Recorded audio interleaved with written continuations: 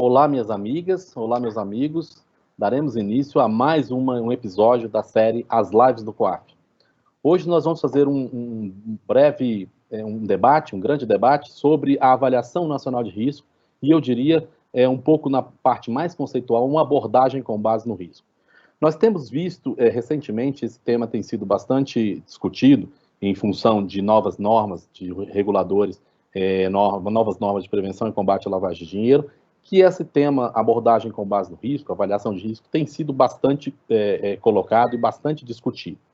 E a ideia desse nosso webinar de hoje é poder trazer um pouco algumas impressões de especialistas nessa temática, onde a gente vai conseguir tratar a questão de uma forma um pouco histórica, dizer um pouco sobre os conceitos, trazer questões sobre a avaliação nacional de riscos, que está sendo realizada por um grupo de trabalho criado por decreto no Brasil, trazer um pouco a experiência de um outro país, nesse caso a experiência portuguesa, que é uma experiência considerada de bastante êxito nessa questão da avaliação de risco e toda a abordagem com base no risco, e trazer um pouco alguns conceitos e algumas ações que têm sido realizadas pelo grupo de trabalho, exatamente esse grupo criado por um decreto aqui no Brasil, e que tem trabalhado a avaliação nacional de riscos no Brasil.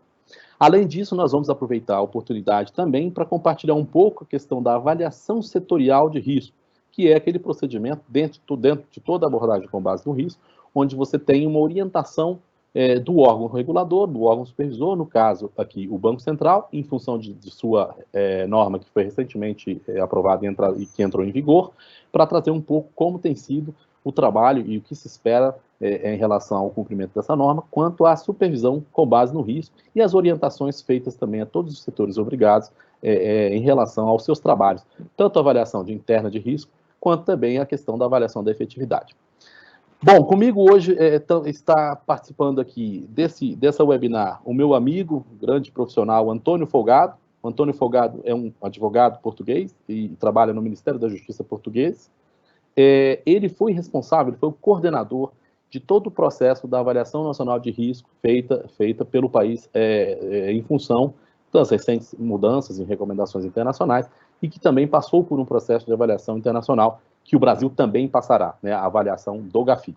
E ele trará um pouco esses conceitos em relação a como foram realizados os trabalhos por Portugal, apresentando um pouco as ações implementadas, alguns resultados, e ele também tem uma vasta experiência, porque ele atuou como consultor do Banco Mundial para assistência técnica a países africanos de língua portuguesa, para que todos também elaborassem os seus planos de avaliação nacional de risco.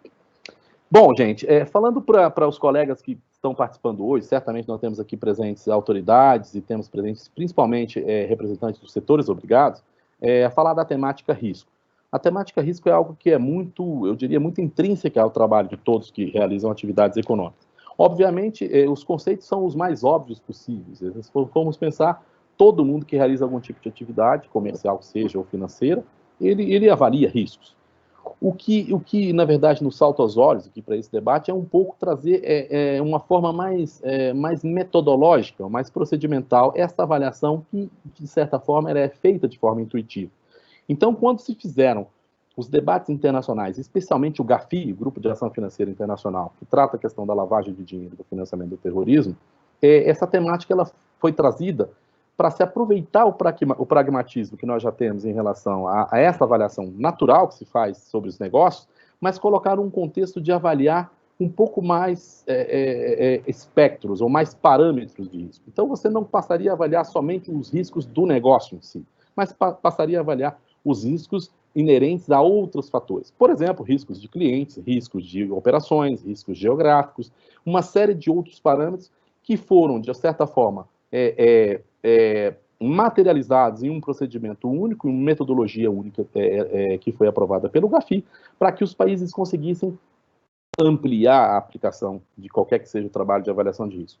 A gente, naturalmente, nós pensamos que uma avaliação de risco, ela geralmente é feita pelo mercado, mas a ideia, quando se foi discutido e quando foi trazida para a temática do GAFI, era que também as autoridades públicas, né, as autoridades governamentais tivessem, dentro das suas elaborações de estratégias e políticas governamentais para a prevenção e combate à lavagem de dinheiro, ao financiamento do terrorismo, em qualquer que seja a modalidade de crime financeiro, trazer aquilo para os métodos que permitissem que se aplicasse de uma forma mais eficiente os recursos que já são escassos em qualquer que seja a frente de atuação. Então, era aproveitar o conhecimento do mercado para que se fosse usado em um trabalho, em uma abordagem com base no risco, na elaboração das políticas públicas de prevenção e combate à criminalidade financeira.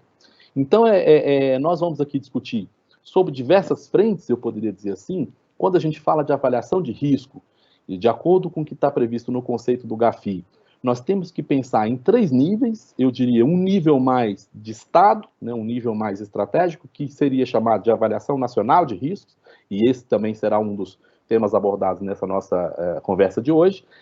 Uma avaliação mais setorial de riscos, onde você tem os órgãos de regulação, os órgãos que atuam na regulação e na fiscalização dos setores econômicos, com a política de supervisão com base no risco. E o terceiro nível é exatamente a avaliação de risco aplicada pelo próprio setor econômico, frente aos seus clientes, frente às operações. Então, nós vamos tentar tratar especialmente a avaliação nacional, que seria o nível estratégico da política pública, e a avaliação setorial. Eventualmente, a gente pode dar uma pincelada na parte da avaliação interna. Mas como a avaliação interna ela ainda está dependendo de eu diria, de uma maturação em relação ao entendimento sobre essas novas normas que acabaram de entrar em vigor, certamente esse componente da avaliação interna de risco, ele ficaria a cargo, né, e isso é muito claro na norma, ficaria a cargo dos setores econômicos. Bom, sem mais delongas, eu passaria então a palavra ao meu colega Antônio Folgado, que vai fazer uma explanação um pouco sobre a experiência portuguesa nesse trabalho de avaliação nacional de risco, ou toda a abordagem com base no risco que foi realizada por aquele país. Antônio Folgado, a palavra está com você.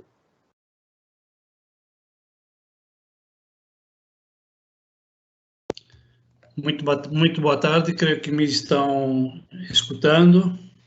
Muito boa tarde a todos os participantes. Quero agradecer ao COAF o convite para participar nesse webinar sobre o tema da Avaliação Nacional de Risco. É sempre um prazer e uma honra poder compartilhar informação e também a nossa experiência nesse aspecto particular da prevenção e combate à lavagem de dinheiro e ao financiamento do terrorismo. A minha intervenção vai ser precisamente sobre a experiência portuguesa e eu creio que estão agora, ou não estão agora ainda, vendo o PowerPoint.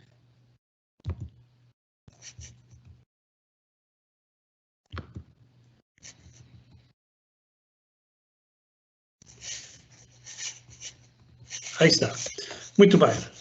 Então, a título de breve introdução, diria que as avaliações nacionais de risco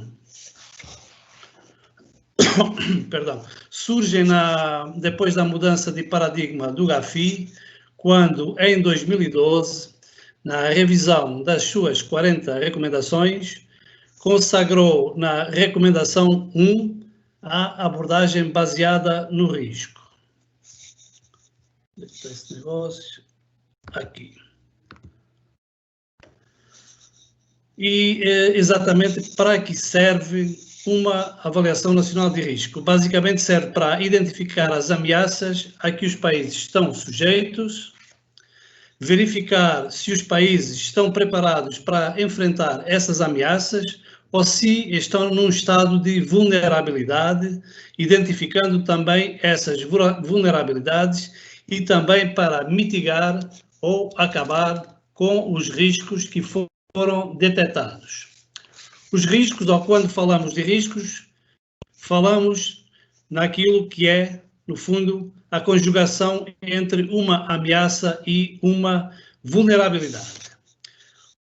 Portugal deu início à sua primeira avaliação nacional de risco no ano 2014, tendo terminado em 2015, não apenas para dar cumprimento às recomendações do GAFI e à Diretiva Europeia 849 do ano 2015, mas também porque iria ser submetido em 2017 à 4ª avaliação mútua pelo GAFI. Com esta Avaliação Nacional de Risco, se pretendeu também dotar as autoridades de supervisão do sistema financeiro e as autoridades de fiscalização do sistema não financeiro com um instrumento essencial para servir de referência à utilização eficaz dos recursos existentes e disponíveis e para melhor compreenderem os riscos e aplicarem medidas preventivas proporcionais à natureza desses riscos. Esta, a ANR de 2015, foi, assim, a primeira experiência nesta área da avaliação dos riscos de lavagem e de financiamento do terrorismo e se utilizou, sobretudo, informação mais qualitativa do que quantitativa, sendo esta quantitativa, sobretudo, os dados das comunicações de operações suspeitas recebidas pela UIF, as investigações e condenações nos tribunais. Digamos que foi um exercício um pouquinho de navegação à vista, tendo sido utilizada para a Avaliação Nacional de Risco uma metodologia, se assim posso dizer, e uma análise bastante simples, centrada em dois aspectos: a probabilidade e o impacto. Probabilidade que não é mais do que a suscetibilidade de materialização de vulnerabilidades, ou seja, a possibilidade de as vulnerabilidades se verificarem.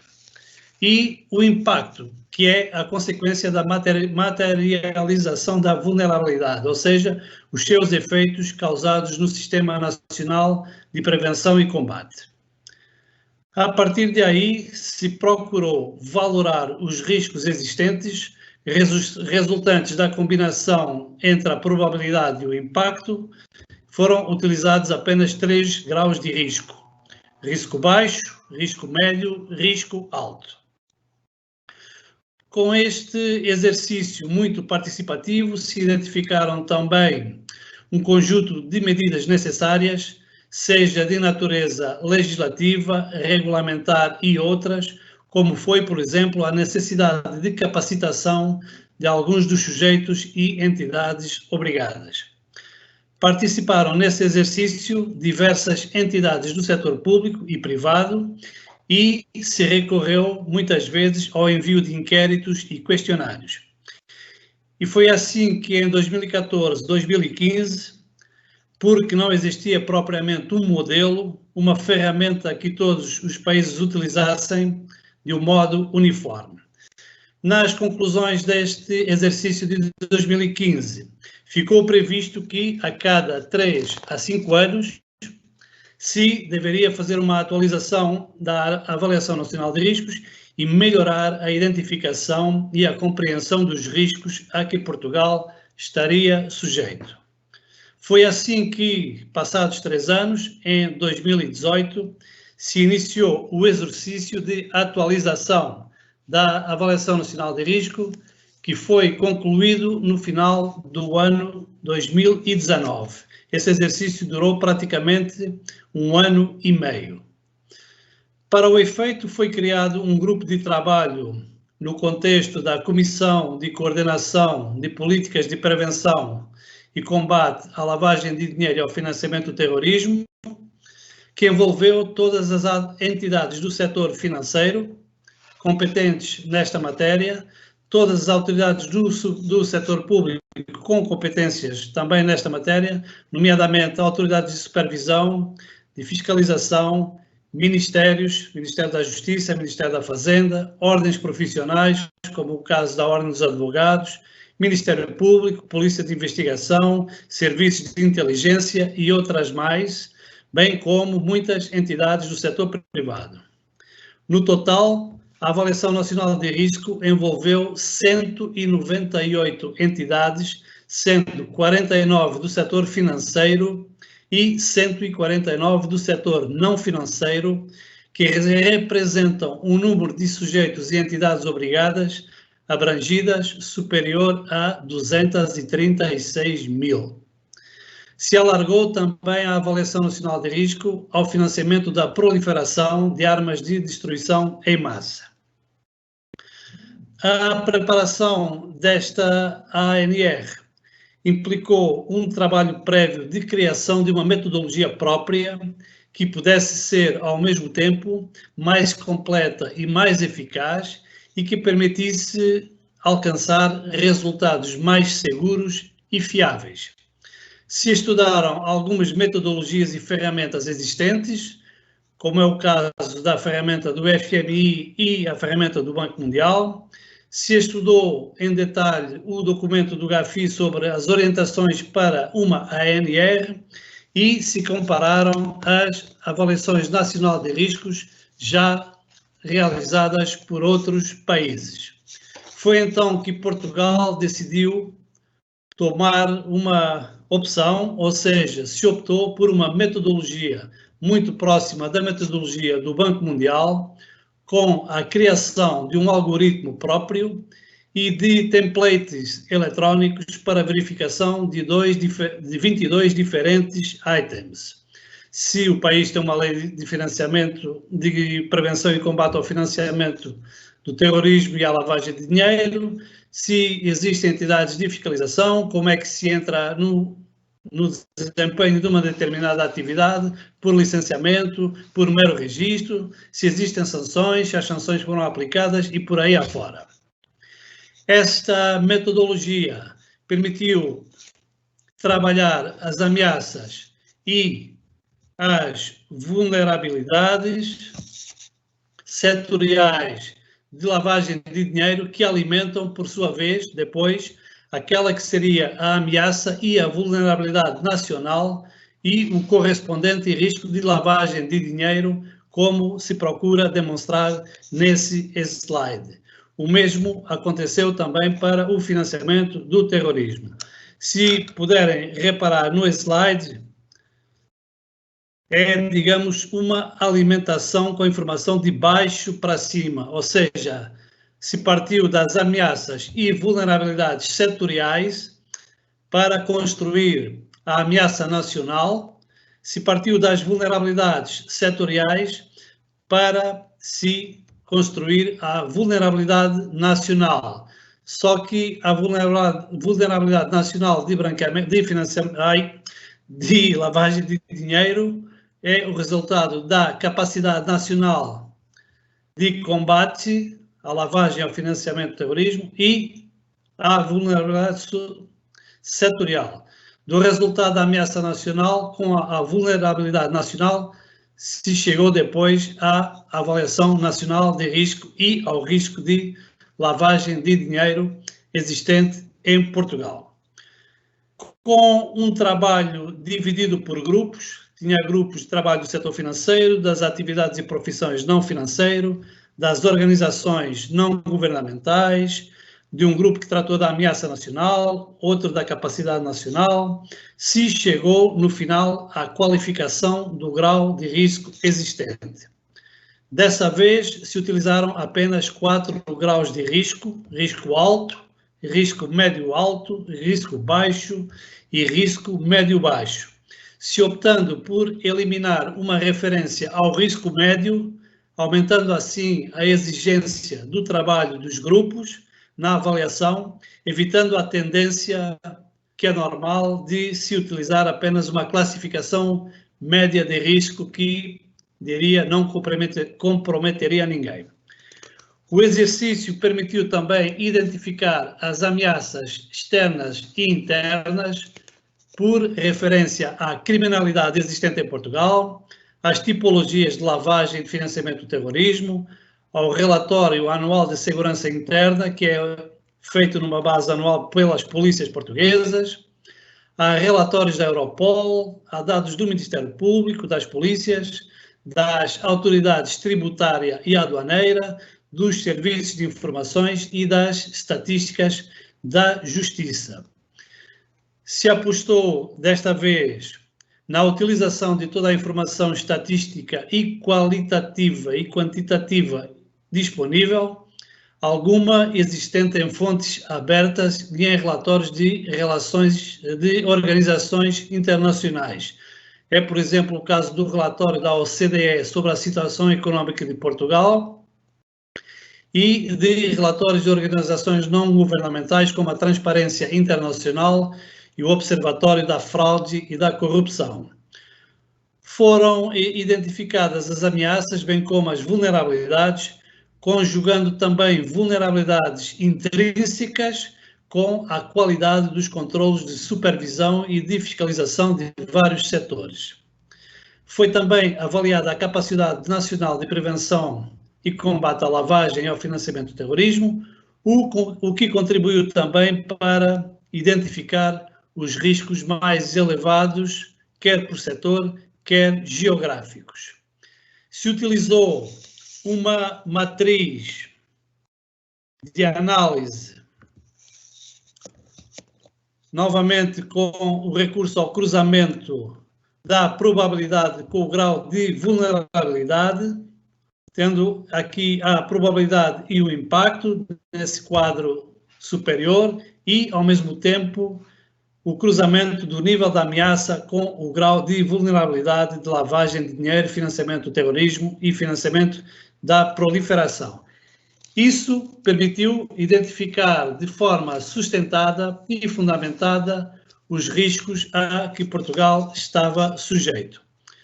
A título de curiosidade, se analisou o setor do futebol profissional, relativamente ao qual havia notícias de ser uma atividade utilizada em fraudes fiscais, lavagem, apostas ilegais e combinação de resultados, o chamado match fixing, geradoras de ganhos substanciais, transferências de jogadores, contratos de publicidade e de gestão de imagem de jogadores, utilização de offshores, os beneficiários efetivos dos clubes de futebol na modalidade de sociedades anónimas esportivas.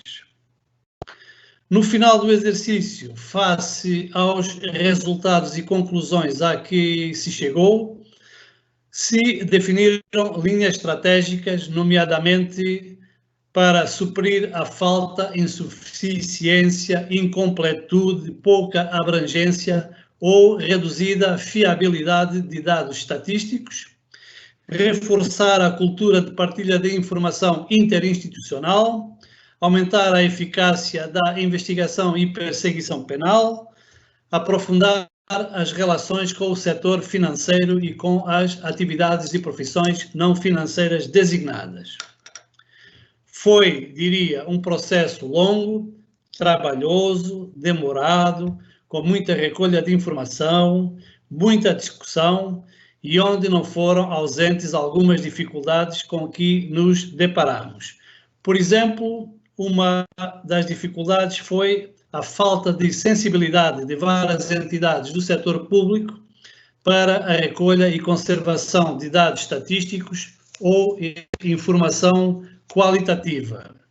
Outra, a dificuldade em trabalhar o tema das organizações não governamentais ou organizações sem fins lucrativos na sua possível utilização para fins de financiamento do terrorismo, desde logo por não ser muito claro quais destas organizações se devem considerar como sujeitos obrigados para fins de lavagem ou de financiamento do terrorismo, face aos largos milhares existentes em Portugal, no setor da educação, da saúde, instituições particulares de solidariedade social, associações, fundações, condomínios e muitas outras. E foi, diria também, um trabalho pesado para alguns participantes, como eu próprio, que no final integrei um pequeno comitê de redação do relatório e da revisão da linguagem utilizada. Mas foi, sobretudo, um exercício que permitiu trabalhar em conjunto com um objetivo comum e que permitiu trazer para bordo todas as entidades competentes e o setor privado, reforçando as relações de confiança e de colaboração recíproca.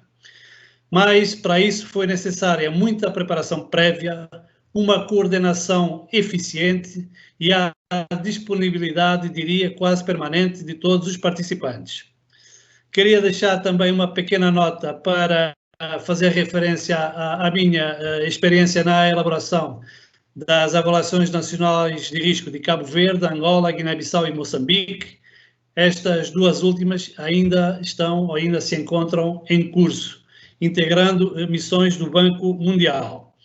Como podem imaginar, as dificuldades com que nos deparamos nós próprios se multiplicam nestes países face às condições existentes, às frágeis instituições, à falta de preparação e de conhecimentos do pessoal, à falta de meios e mesmo à desconfiança que ainda existe entre instituições. No entanto, gostaria também de sublinhar, ainda assim, a disponibilidade, o empenho e a generosidade dos participantes desses países nos trabalhos das suas respectivas avaliações nacionais de risco. Deixo aqui para os mais curiosos a informação sobre onde pode ser encontrada a síntese da Avaliação Nacional de Risco de Portugal do ano 2019, já que o documento completo não é de acesso público, não é do domínio público, face ao conjunto de informações, algumas até sensíveis, que nele estão contidas. Fico à disposição depois para qualquer questão ou clarificação que queiram colocar. Muito obrigado. Obrigado, Folgado. Brilhante a apresentação a sua. Acho que você traz aqui uma descrição bastante interessante do quão complexo é um trabalho de avaliação de risco, nacional de risco, especialmente, né?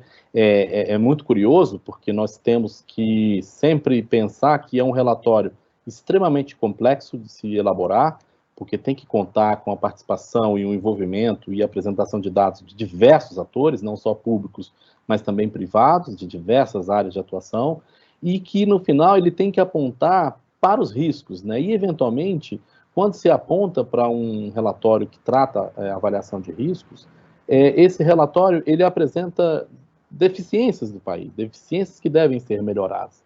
Então, é muito interessante saber que a responsabilidade de se elaborar um trabalho desse nível, num nível, eu diria, governamental especificamente, que vai orientar as políticas públicas nesse sentido, ele vai trazer uma série de avaliações e de análises em que, eventualmente, se detecta deficiências, fragilidades, ausências, né, questões que precisam ser melhoradas. Mas, de certa forma, como ele traz uma abordagem bastante técnica, certamente ele consegue orientar os tomadores de decisão de que é necessário ter essa avaliação de forma permanente e que aquilo serve como balizador da tomada de decisão na hora de se elaborar a melhor política pública, ou pelo menos a mais eficiente. Nesse sentido, o Brasil, em que pese o Brasil ter sido tardio, porque se nós formos olhar os compromissos internacionais, Portugal passou por um processo de avaliação do GAFI, o Brasil já deveria ter iniciado esse trabalho. No entanto, nós, eu diria, atrasamos um pouco, mas estamos com a mão na massa.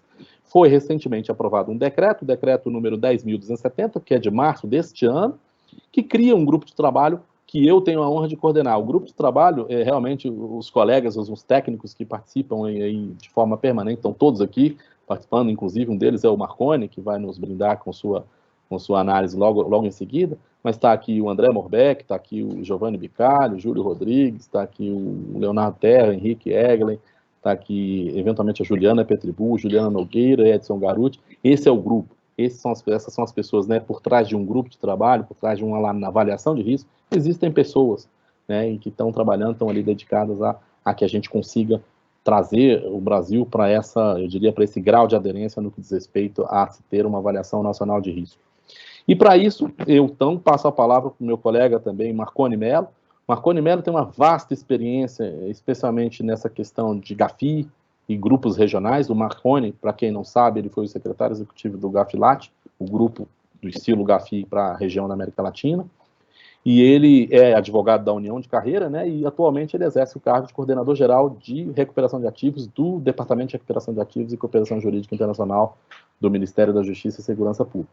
Ele vai trazer um pouco, então, umas questões mais conceituais do que se espera, né, quando olhamos assim, os padrões internacionais, especialmente aqueles que são definidos pelo GAFI, o que os padrões internacionais exigem que os países implementem, dentre os quais Portugal, que acabou de fazer uma descrição, e o Brasil também, que será submetido a um processo de avaliação no ano que vem. Ele vai trazer um pouco essas questões, né, como que funciona as definições e como que está colocada a metodologia, o que se espera que o país implemente, quais são critérios e requisitos que não podem faltar num trabalho de avaliação. E aí eu diria avaliação nacional de risco, avaliação setorial de risco, avaliação interna de risco, todas as abordagens que se estão implementando têm que levar em consideração alguns critérios. O Folgado falou aqui de conceitos como, né, que o risco é um produto entre a vulnerabilidade e a ameaça com a probabilidade ou impacto. Então tem uma série de conceitos que a gente não pode perder de vista. E aí ele também, eu acho que ele vai tocar um pouco, tratar ele como membro do grupo de trabalho da avaliação nacional de risco, essa brasileira, ele vai fazer eu diria, esse paralelo entre o que o GAFI e os padrões internacionais abordam e como que nós estamos trabalhando dentro do grupo de trabalho brasileiro, para avaliação brasileira de risco. Marconi, a palavra é sua. Muito obrigado, doutor Bernardo. É um privilégio, na verdade, poder participar desse webinar, junto com o doutor Antônio Folgado, meu amigo e uma referência internacional na matéria, o doutor também Juan Ferreira Cunha, que vai depois de mim brindar sua apresentação, justamente para o setor obrigado. Focado, né, nas obrigações do setor obrigado. Acho que o mais importante aqui, Bernardo e colegas, é a gente poder discutir um pouco a importância do risco nesse processo que estamos iniciando agora, da avaliação de risco do Brasil. A gente escutou com atenção aí o que nos passou o doutor Folgado e a importância de ter também referências internacionais de países que passaram por situações análogas à que estamos vivendo agora, que é de elaboração de um processo tão complicado, tão complexo, né, como disse o doutor Folgado, e tão importante para o país por ser norteador de todo o processo de análise. Nesse sentido, eu vou aqui compartilhar com os senhores uma apresentação. Não sei se já está na tela.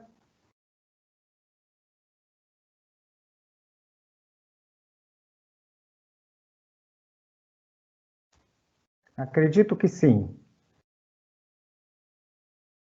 Ainda não? Agora sim? Agora sim.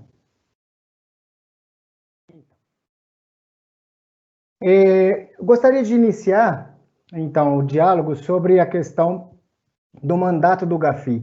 Sei que para a maioria dos senhores, os senhores têm conhecimento do que seja o GAFI, quais são as relações, muitos dos senhores têm esse conhecimento, mas para outros é importante no sentido de nivelar, né, o conhecimento existente nessa matéria. Então, o GAFI é um grupo internacional, uma organização internacional que trabalha justamente com os estándares internacionais, os padrões internacionais relativos à lavagem de dinheiro, o financiamento do terrorismo e o financiamento da proliferação de armas de destruição massiva. São as funções principais, então, estabelecer os padrões internacionais, são as famosas 40 recomendações do GAFI, que o doutor Folgado, inclusive, já nos indicou, de certa forma, aí, né, que os países devem cumprir. Função também do GAFI é avaliar o cumprimento de cada um dos países e dar orientação a esses países da melhor maneira de fazê-lo, a sistematização das obrigações anti-lavagem de dinheiro e contra o financiamento do terrorismo, evitar, né, brechas entre os sistemas nacionais. Esse é um elemento fundamental de todo esse processo de organização que o GAFI, digamos, de certa maneira capitaneia, que se cada país tem seu próprio sistema nacional e, de certa forma, esses sistemas são atomizados, essa ausência de comunicação entre os sistemas permite que essas brechas sejam utilizadas pelas organizações criminosas, pelos lavadores de dinheiro, etc. Identificar e responder às ameaças internacionais, né? E identificando as jurisdições de alto risco e tomando medidas acordes a esses riscos que são identificados. O GAFI, né, tem digamos, as recomendações, os primeiros processos, né, que foram criados, foram em 1990, ou seja, já tem muitos anos, né, 30 anos em que se está discutindo, né, que se vem perfeccionando e vem se aprimorando todo esse processo né, digamos, de criação e atualização dos padrões internacionais. Então, depois disso, foram feitas diversas atualizações em 96, em 2001, 2003, 2012, né, e em todas as notas interpretativas também. E a de 2012 foi a última delas, e é aquela que vai ter esse elemento novo, que é o que vamos discutir agora, que é justamente a colocação do risco como sendo elemento fundante e indispensável para a análise de todo esse processo. Dentro dos destinatários, então, de todo esse processo, estão os estados, por um lado, que são aqueles que, de certa maneira, participam desse processo. Quando um país é avaliado, isso vamos ver posteriormente, não é avaliado somente a unidade de inteligência financeira, não é avaliado somente a possibilidade ou não do país de condenar pessoas vinculadas a atividades delitivas, mas todo o processo, o funcionamento de todo o sistema preventivo e coercitivo. Então, nesse sentido, se englobaria as instituições financeiras, as profissões e ocupações não financeiras designadas, o que a gente chama de APNFDs, os reguladores, os supervisores, a própria unidade de inteligência financeira, no caso o COAF, e igualmente as unidades, né, os órgãos de investigação e controle, e derivando e chegando até a condenação, ou seja, a atuação do Poder Judiciário. Então, todas essas etapas do processo estão encadeadas e vão ser posteriormente analisadas no marco de uma avaliação de um país. Tudo isso com base exatamente nas 40 recomendações e na metodologia de avaliação que foi desenvolvida especialmente para essa finalidade, que é fazer essa avaliação dos países, né?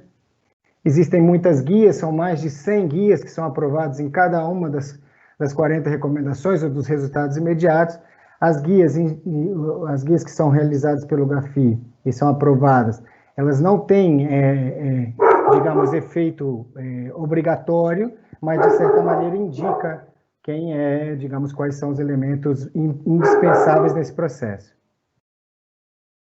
Bom, os países devem identificar, avaliar seus riscos de lavagem de dinheiro, devem designar autoridades de coordenação, devem promover a atualização desses processos e devem compartilhar esses resultados, ou seja, deve ser realizado o feedback, digamos, para os setores obrigados e afins. Marconi, não se constranja, né? O bom das lives é que ela traz um pouco essa coisa pitoresca da gente estar misturando a nossa vida privada com o nosso trabalho. Isso demonstra que a gente consegue... O cachorro do nosso vizinho ele está contente, né, com esse processo aqui, deve estar participando também, né? Mas eu vou pedir para que ele faça pelo menos digamos que mande as perguntas por escrito, né? Como todos os que estão aí indicados, né? Sim, Bernardo, era a forma mais adequada de fazê-lo. Mas vamos ver se a gente consegue aqui, com o apoio de familiares, resolver esse problema. Então, falava da recomendação 1, né, da avaliação de risco e da aplicação de um enfoque baseado no risco, sendo como um elemento fundante de todo esse processo. É parte integrante e intrínseca do que se espera hoje de um país no momento de ser avaliado pelo GAFI. Então, um país deve, inicialmente, conhecer seus próprios riscos. Por quê? Porque antes, as avaliações do GAFI elas estavam muito relacionadas com aspectos formais, ou seja, quem tinha a lei, se essa lei era adequada ou não, em que medida essa lei cumpria com os requisitos legais ou com os requisitos dos padrões internacionais. E hoje isso mudou completamente. O que a gente tem visto é uma forma de analisar o país a partir do próprio país. E como se faz isso? Ou seja, se analisando aqueles riscos que esse país tem. É claro que os riscos do país, do Brasil, são diferentes dos riscos do Paquistão, ou são diferentes dos riscos da Dinamarca. Então, cada país deve ser avaliado de acordo com os seus próprios riscos. Então, essa análise deve ser feita a partir do quê? De um reconhecimento em cada um dos processos do país, as principais ameaças e vulnerabilidades, como bem disse o doutor Folgado, a que o país está submetido.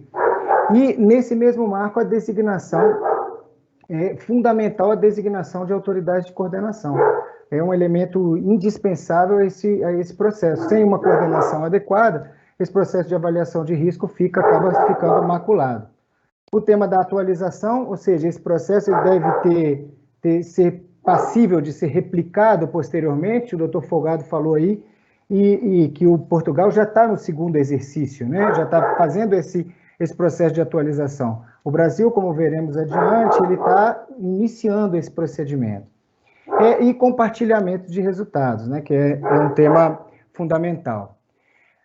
Finalizado todo esse processo, indispensável será a mitigação dos riscos.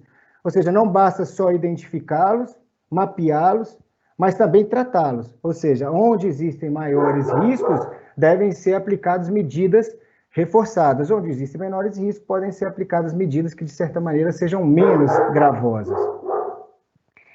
Dentro também da recomendação 1, que é essa recomendação fundante, que fala da obrigação dos países identificar seus riscos, temos a identificação, avaliação e compreensão dos riscos, a necessidade de documentar adequadamente o processo, isso também é fundamental, tanto para que o país possa replicar esse processo numa segunda análise, como igualmente que no momento em que o país seja avaliado, possa ser também demonstrado que esse trabalho foi feito de maneira fidedigna, né? A mitigação, ou seja, a aplicação de políticas, controles e procedimentos para a administração dos riscos, e o monitoramento das medidas. A aplicação de medidas intensificadas, portanto, onde existem maior risco, e medidas simplificadas onde haveria menor risco. Esse o doutor Folgado também trouxe uma informação parecida, seria relacionado agora com o resultado imediato. O GAFI criou alguns elementos. Antigamente, para os que já têm mais tempo nessa matéria, existiam as 40 recomendações e se analisavam as 40 recomendações a partir de se elas estavam implementadas ou não e o grau de implementação delas. Agora, a partir de 2013, né, com a metodologia relativa às modificações realizadas em 2012, se criou uma ideia de fazer uma análise justamente desse processo de risco, né, de análise desse procedimento desde uma perspectiva diferente, ou seja, cada país tem seu risco e contexto e deve ser analisado se um país cumpre ou não com as recomendações, tendo isso como norteador, tendo o risco e o contexto desse próprio país como norteador. E nesse cenário foi criado 11 resultados imediatos, que seria a forma com que se chegaria à análise, digamos, se dividindo as 40 recomendações e elementos dessas 40 recomendações entre os resultados imediatos para ver na prática e qual é a efetividade do cumprimento das recomendações. Então, de certa maneira, se criou, dentro desses resultados imediatos, o resultado imediato 1, que fala justamente do risco e da coordenação.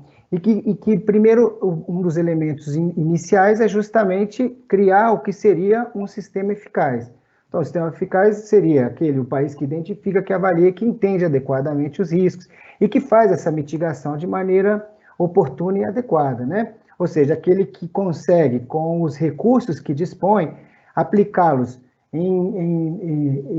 prioritariamente onde existem maiores ameaças, vulnerabilidades, ou seja, onde o risco esteja sendo mais importante, e, por outro lado, aplicar, né, os escassos recursos, né, sempre entendendo que parte do objetivo de uma análise de risco é justamente a adequada assignação de recursos. Dentro também desse resultado imediato 1, ele se trata, né, dos riscos de LD e FT, se eles são compreendidos, se adotam ações coordenadas em nível nacional, né? Então, em que medida, uma das primeiras perguntas e fundantes seria em que medida o próprio país entende seus riscos, né? Em que medida as políticas e atividades nacionais estão em linha com esse risco que foi identificado? Qual a base que justifica, né, as eventuais aplicações de medidas simplificadas ou reforçadas, né? Se existe uma coordenação adequada em todo esse processo e se são eficientes, se as APNFDs, e especialmente as instituições financeiras, estão alinhadas e têm conhecimento desses riscos que são considerados os riscos mais importantes do país. Dentro digamos, um pouco, o doutor Folgado falou um pouco de como foi esse processo em Portugal. E agora nós vamos ver um pouco como é esse processo no Brasil, né? O Brasil tem a iminência agora da sua avaliação de quarta rodada do GAFI, que iria se iniciar já no final desse ano, em razão da Covid, se estender um pouquinho mais, mas não deve superar, né, o início do ano que vem, já deve dar início ao processo de avaliação do país. Esse é um processo longo, de aproximadamente 1 ano e 3 meses, 1 ano e 4 meses, em que se vai, né, citamos anteriormente, você vai verificar cada um daqueles aspectos, né, tanto preventivos como coercitivos. Então, cabe ao Brasil, nesse processo, apresentar uma análise detalhada dos seus próprios riscos, né, considerando as ameaças próprias do país, né, e pode ser aqui as ameaças relacionadas com fatores geográficos, fatores políticos, fatores econômicos, exclusão, por exemplo, do sistema financeiro de parcela da população e outros elementos que possam, de risco e contexto do país, que possam ser elementos essenciais e importantes nesse processo. As vulnerabilidades e o impacto das atividades delitivas, né? E nesse cenário, como o doutor Bernardo disse no começo, foi criado um decreto, né, o 10.270, que conformou um grupo de trabalho visando trabalhar a metodologia e coordenar os estudos para essa avaliação nacional de risco do país, né? E nesse cenário, foi feito também, né, uma portaria com a designação dos membros, o doutor Bernardo é o coordenador desse processo, eu participo como titular também por parte do Ministério da Justiça, assim como o doutor Juan, pelo Banco Central.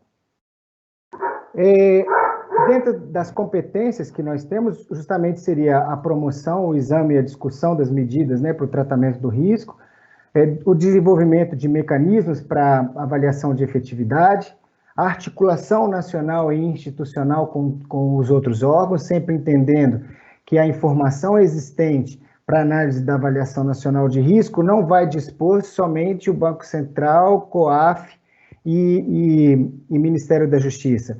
É necessário justamente o apoio de todos o sistema preventivo e coercitivo para que possa prover de informações para que esse trabalho seja, né, fortalecido e possa englobar todos os aspectos que havíamos discutido e que o doutor Folgado mostrou como funcionou em Portugal.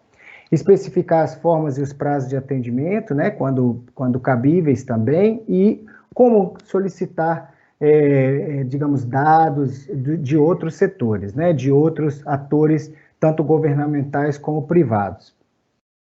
Então, dentro desse processo, nós estamos atualmente já finalizando os aspectos metodológicos, tal qual Portugal também, nós optamos por uma metodologia própria, que baseada na metodologia utilizada no Banco Mundial, com vários dos componentes que existem na metodologia do Banco Mundial, mas com algoritmos próprios e com, como disse o Dr. Folgado, com templates, né, com tabelas próprias também que foram trabalhadas pelos nossos técnicos. Então, dentro das características desse processo, né, a definição do alcance e o propósito como elemento muito importante para o êxito desse trabalho, o compromisso político, né, o decreto demonstra a importância para o país, né, um decreto presidencial mostrando a importância para o país desse trabalho, um esforço por parte de diferentes grupos, um enfoque integral, ou seja, não é o Ministério da Justiça, não é o Banco Central, não é o COAF, é todo o sistema preventivo e todo o sistema coercitivo que vai entrar dentro desse processo de análise. Diferentes fontes de informação, depois vamos ver as principais fontes de informação, mas aqui entraria tanto as informações privadas como as informações dos entes públicos. E o processo, né, tem que evoluir no tempo, né? A gente sabe que as condutas delitivas também, à medida que se fecha uma porta, os delinquentes buscam outra, né? Então, a necessidade sempre de, uma vez mapeados os principais riscos atuais, não significa que esses riscos serão os mesmos daqui a 5 anos. É indispensável que se verifique tanto do aspecto de ameaça como de vulnerabilidade. Se fecha uma porta em termos de vulnerabilidade, pode haver outras tipologias e outras formas dos delinquentes atuarem. Então, é indispensável que esse processo evolua com o tempo. Daí porque o processo deve estar adequadamente documentado, para que possa ser replicado posteriormente. São 3 os elementos fundantes: um seria a identificação, o processo de identificação, o segundo, o processo de análise, e depois o processo de avaliação. Vamos discorrer brevemente sobre cada um desses pontos, né? Aqui lembra muito o slide que mostrou o Dr. Folgado, e não é coincidência, né? Porque estamos utilizando uma metodologia de certa maneira semelhante, né? E não é nosso objetivo reinventar a roda, né? Nosso objetivo é utilizar algo que seja, de certa maneira, interessante do ponto de vista metodológico, que possa agregar aí as fontes de informação de maneira fidedigna e que possa obter os resultados necessários, né? Então, Então, dentro dessa forma, as ameaças e as vulnerabilidades são trabalhadas, numa primeira etapa de identificação, posteriormente uma segunda etapa de análise, né, onde se veria todas a natureza, as fontes, as probabilidades e as consequências, e uma terceira etapa, né, de avaliação com as prioridades, estratégias, digamos, o que vai ser feito com base no que foi previamente identificado. Existe, então, a priorização de ações, como elementos, digamos, o que nós estamos buscando ao final desse processo de identificação, avaliação e entendimento, né? Possibilidade de priorizar ações, a eficiência na aplicação dos recursos. Isso é um tema que foi trabalhado pelo GAFI, justamente, que no momento de criar um processo com base no risco, também entender que os países têm recursos limitados, como é o caso do Brasil, e que esses recursos devem ser aplicados de maneira adequada. E essa aplicação de maneira adequada pressupõe uma análise justamente de onde estão colocados os principais riscos para que possa ser abordado de maneira eficiente. A mitigação desses riscos, ou seja, a aplicação de políticas e pode ser também de elementos operacionais que justamente mitigam esses riscos que foram previamente analisados, né? O melhoramento do regime, né, como um todo, com a formulação dessas políticas, e a difusão de informações relevantes para os sujeitos obrigados, né? Como veremos, e o Dr. Bernardo citou no começo, são 3 níveis, né, o risco. Então, tem um primeiro nível, que é essa avaliação nacional, que engloba todos esses aspectos. Um segundo nível, que é setorial, ou seja, como é feito, né, a análise de risco, por exemplo, por parte da supervisão.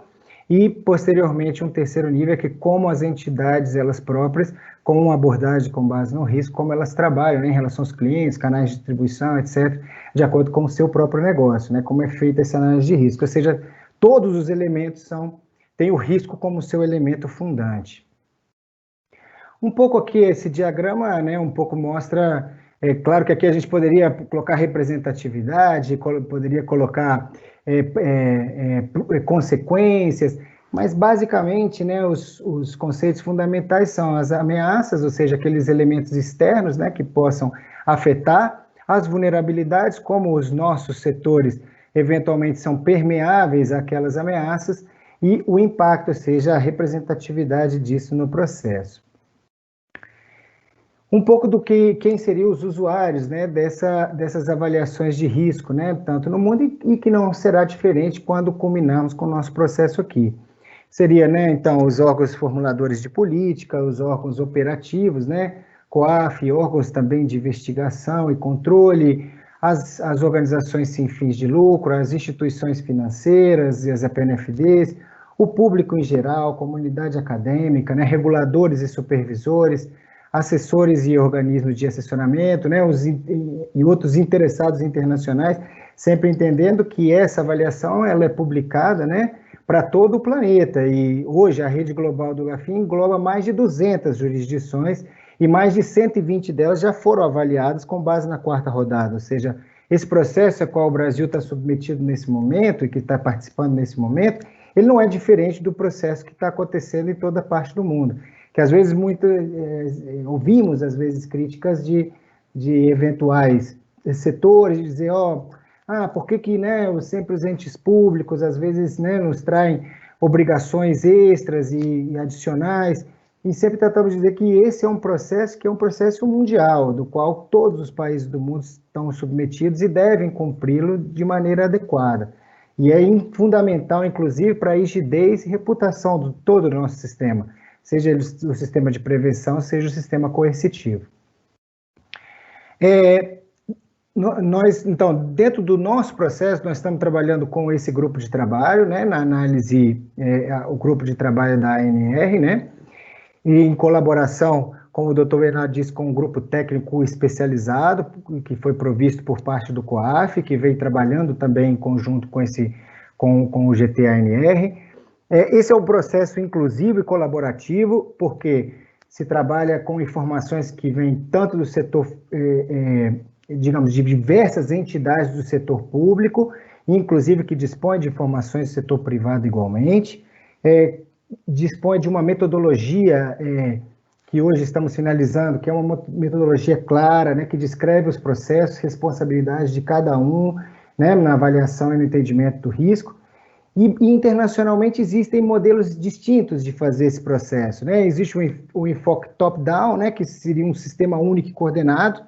Existe o sistema bottom-up, que o doutor Folgado disse, né, que é a construção de uma avaliação a partir de avaliações setoriais, e um sistema misto.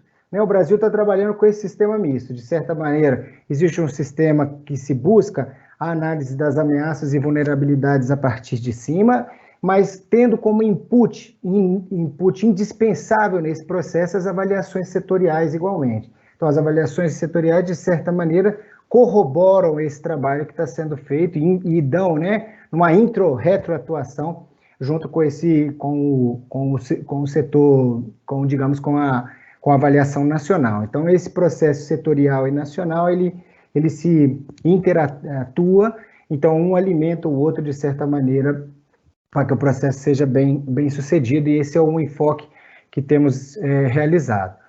Então, dentro também os atores públicos, né, são os principais aqueles que a gente já citou, e os atores privados também, que são indispensáveis como fontes de informação. Já estamos finalizando, viu, Bernardo? É essencial determinar digamos, dentro das informações e ferramentas requeridas, né? Essencial determinar as fontes de dados, o tipo de informação, as ferramentas e as técnicas analíticas. E nós estamos tendo o cuidado de trabalhar cada um desses elementos de forma separada para que a aplicação seja feita, digamos, de forma adequada. As informações utilizadas, né, digamos, estamos utilizando tanto informações qualitativas como informações quantitativas. É essencial ter estatística por parte dos órgãos, e nunca é demais, né, Bernardo, quando estamos participando desse tipo de webinar, de sempre agradecer, por um lado, todas as instituições que têm provisto informação para esse processo, mas igualmente, né, solicitá-los que continuem nos auxiliando, porque é indispensável. Como se vai ver o setor, tem a ver como o próprio setor enviou as informações para esse processo, né? Como esse processo vem sendo alimentado por parte de cada um desses setores, né? E digamos,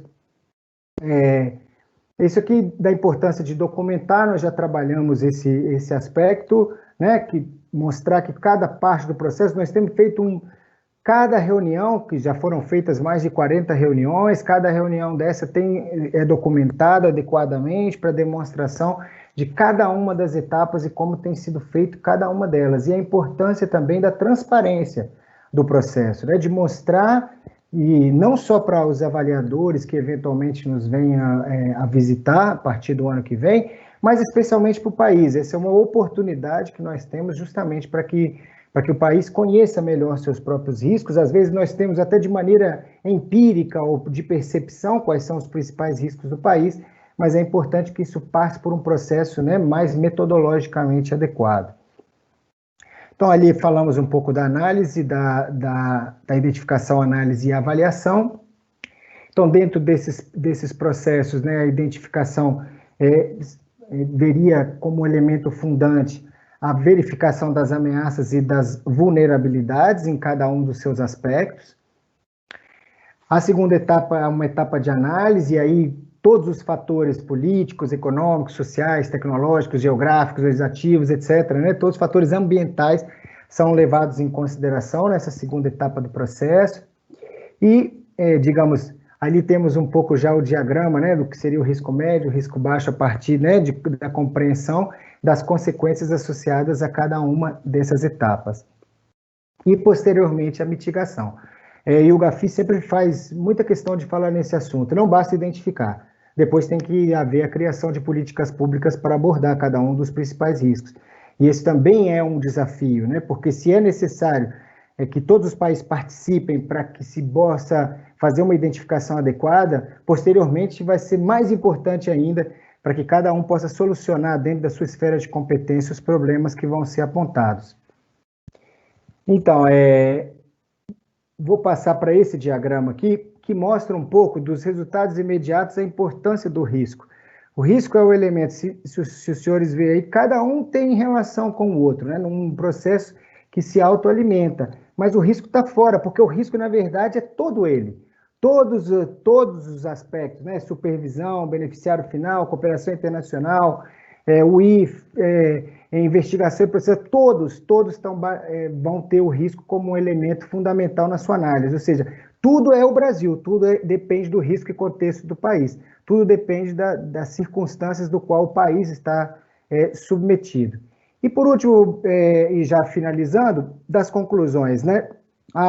O que identificamos é uma importância vital nesse processo de identificação global dos riscos do país, tanto por questões próprias, porque o país necessita dessa metodologia e dessa análise, e que isso seja feito de uma forma consistente, mas também porque vamos ser avaliados, e esse é o elemento inicial, que é um ponto de partida para a compreensão do sistema efetivo. Então, como isso vai ser feito posteriormente por parte dos avaliadores, vai começar justamente nesse processo de avaliação.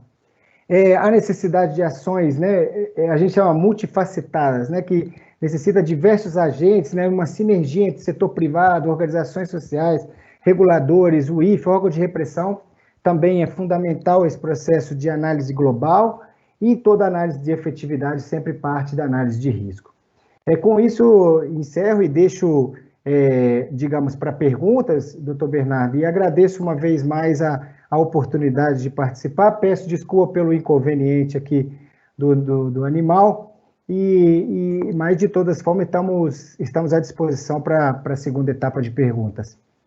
Muito obrigado. Obrigado, Marconi, sempre muito elucidativa a sua intervenção. Eu acho que você trouxe aqui alguns elementos que a gente não pode esquecer, né? A gente fala muito dessa metodologia do Banco Mundial, que grande parte dos países tem, pelo menos, bebido na fonte, né? Assim, alguns optam por ter a assistência do Banco Mundial. O Banco Mundial ele elaborou uma metodologia bastante bem feita e que tem sido objeto de demandas de diversos países, né? E ela tem sido muito bem avaliada, né? É uma metodologia que foi considerada praticamente uma metodologia mundial. Se o país ele não opta por ter esse apoio do Banco Mundial, em alguns casos, como é o caso de Portugal, o caso do Brasil, a gente pelo menos a gente bebeu nessa fonte, a gente analisou, a gente estudou.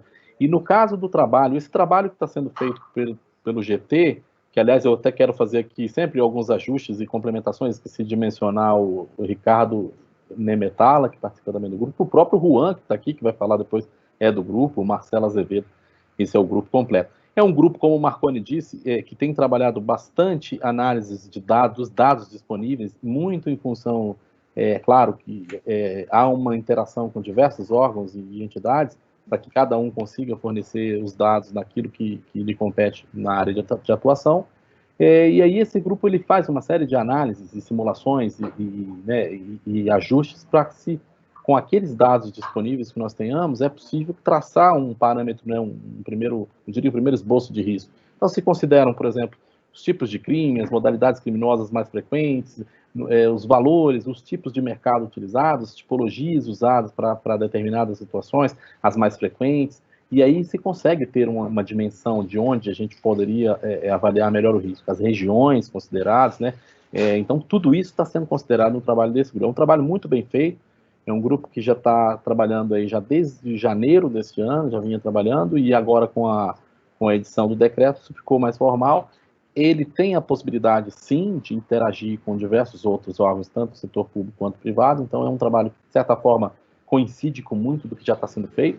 Não por acaso, agora a recente norma do Banco Central que entrou em vigor, né, e o Juan vai falar dela, já traça parâmetros ou traça já orientações das obrigações que os setores terão que cumprir em relação a cada um observar os riscos do seu mercado, da sua área de atuação, né? É mais ou menos fazer a mesma coisa tendo um procedimento, né? O que se exige na norma é exatamente um procedimento para que cada instituição tenha uma política que seja mínima de avaliação de risco, dos riscos do seu próprio negócio, dos riscos e as ameaças que possam atacar aquele negócio com o objetivo de lavagem de dinheiro ou mesmo de financiamento do terrorismo. Então, é um trabalho que tem sido coordenado, né? Assim, o grupo da avaliação nacional interage especialmente com os órgãos de supervisão no que diz respeito a essa avaliação setorial, que certamente, ao implementar a norma e ao dialogar com os setores, existe essa cadeia, eu diria, cadeia de troca de experiências para que todos possamos fazer um trabalho no mesmo sentido, né, com a mesma lógica.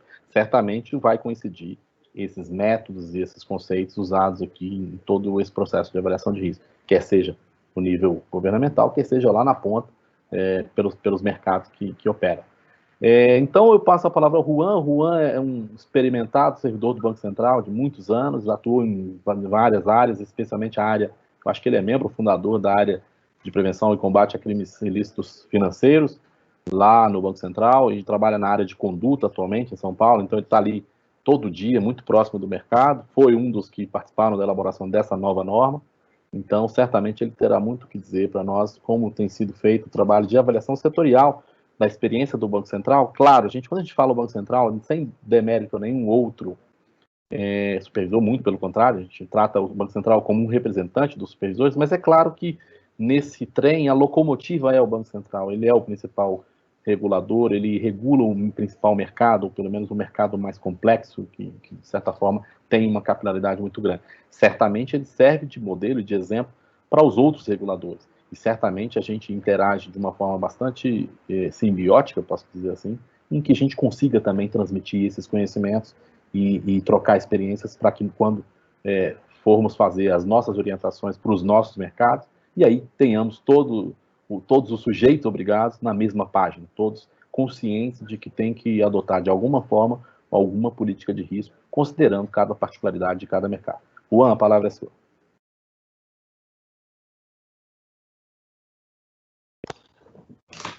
Ok, obrigado, Bernardo, obrigado aos colegas do COAF, saúdo Bernardo, o Antônio Folgado, colegas lá de longa data, né, das reuniões do GAFI, os meus colegas aí do grupo da Avaliação Nacional de Risco, Marconi, Giovanni, André, Henrique, enfim, a todos. Bom, creio que todos estão vendo a apresentação, certo? Então, vamos lá. A ideia aqui é falar um pouco justamente desse novo ambiente no qual as instituições financeiras regulamentadas, supervisionadas pelo Banco Central, estão atuando, né? Ou seja, a circular número 3978, que trata justamente dos procedimentos e controles a serem adotados para a prevenção à lavagem de dinheiro e ao financiamento do terrorismo, e falar um pouco justamente dessa conexão da avaliação interna de risco, avaliação setorial de risco, avaliação nacional de risco, ou seja, esses três níveis, vou falar assim, da avaliação dos riscos que estão expostos às instituições em termos de lavagem de dinheiro e financiamento do terrorismo. Passando bem rapidamente aí nesse primeiro slide, que fala um pouco do contexto da evolução da norma aqui no Banco Central, desde a criação do GAFI, das primeiras recomendações, mas aqui eu enfoco um pouco mais justamente na revisão das 40 recomendações em 2012, que trouxe de uma maneira mais clara a questão da abordagem baseada no risco, né, e da nova metodologia de avaliação do GAFI. Em 2015, o Banco Central começou a trabalhar justamente nesse processo de modernização e de atualização, melhor dizendo, da norma, no chamado projeto ABR. A ideia era atualizar, vamos falar assim, a 3461, a circular 3461, que era a norma antiga, mas nós acabamos, ao longo do tempo, achando melhor praticamente reescrever toda essa norma. Então, a gente vai falar um pouquinho mais sobre como ela está estruturada, e até mudando um pouco o princípio dela, ou seja, nós tínhamos uma 3461, que era uma norma descritiva, e a 3978 já passa a ser uma norma principiológica, que transfere uma grande responsabilidade para as instituições financeiras e também, que não dizer, também para a própria supervisão do Banco Central. Essa norma foi sujeita a uma consulta pública em 2019, foi uma consulta pública que, à época, ela teve um recorde de colaborações e de sugestões por parte da sociedade, não só instituições financeiras, mas pessoas jurídicas, pessoas físicas, de maneira geral. Foram mais de 400 colaborações, e que culminou na publicação da circular 3978, que entrou em vigor agora, dia 1º de outubro, ou seja, nós já estamos vivendo no cenário dessa nova norma. A nova norma, ela se baseou em algumas premissas. Primeiro, óbvio, né, alinhamento com as recomendações internacionais do GAFI, particularmente com com as novas 40 recomendações, vamos falar assim, já tratando da abordagem baseada no risco. Esse conceito da avaliação, da análise nacional, da avaliação nacional de risco, né, que colabora, vamos dizer assim, ajuda as instituições financeiras no seu processo de análise interna de risco. A gente fala daqui a pouco um pouquinho com mais detalhes sobre esse aspecto. Implementação de controles proporcionais ao risco de PLD-FT. Isso é natural. Quando a gente fala em abordagem baseada no risco, a gente tem que entender que é exatamente esse o cerne da questão.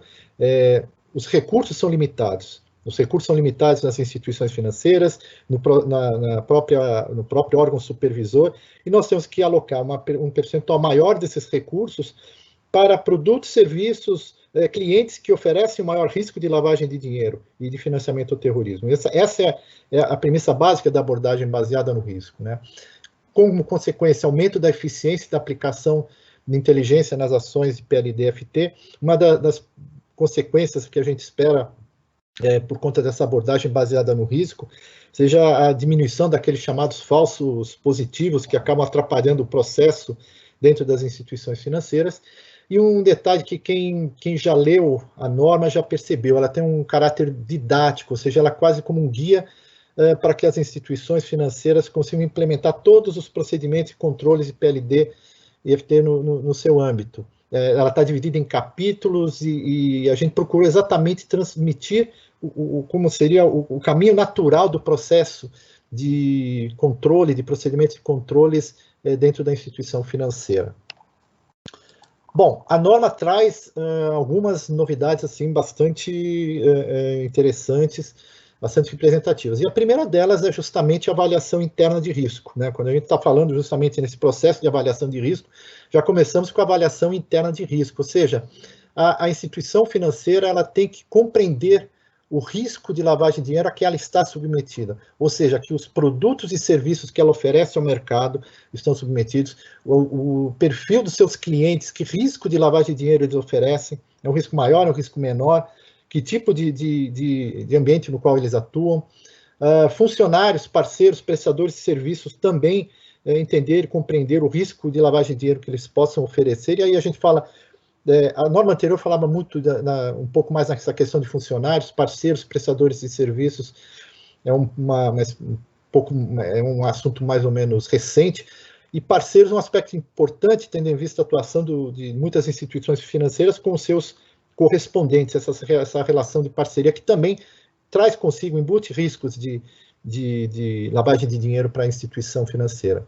Obviamente, a abordagem baseada no risco, isso é a base de toda a norma, claro, e a intenção é justamente que essa avaliação interna de risco, ela é um documento, certo? É um documento que tem que ser muito bem detalhado, isso é um aspecto que nós estamos enfatizando em todas as conversas com o mercado, com associações de classe, com instituições financeiras, porque ela é quem vai, vamos dizer, dar o input, vai dar o start para todo um processo de controles dentro da instituição financeira.